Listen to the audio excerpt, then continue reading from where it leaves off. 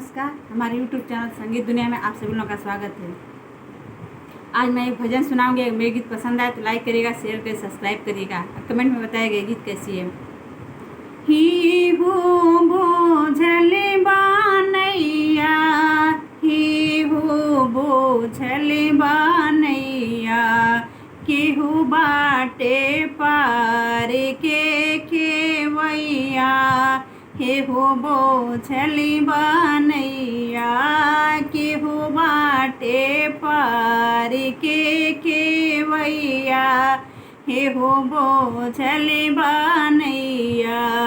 आगे आगे राम चले, पीछवा से लक्ष्मण चले, आगे आगे राम चले, पीछवा से लक्ष्मण चले, बीचवा में चले सीता मैया, हे हो बोझल बानैया, बीचवा में चले सीता मैया, हे हो बोझल बानैया, के हो बाटे पार के दे जैया, हे हो बोझल बानैया।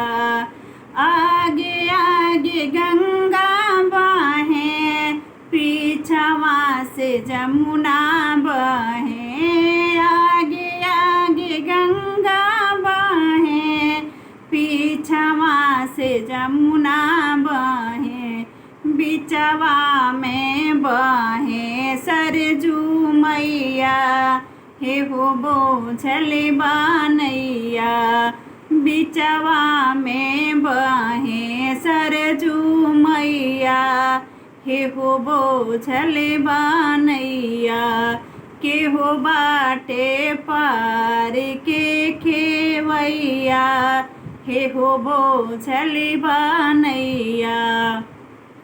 आगे आगे ब्रह्मा चले, पीछवा से विष्णु चले, बीचवा में चले भोले बाबा, बीचवा में चले भोले बाबा, हे हो बोझल बानैया, के हो बाटे पार के खेवैया, हे हो बोझल बानैया, हे हो बोझल बानैया, हे हो बोझल बानैया, के हो बाटे पार के खेवैया, हे हो बोझल बानैया।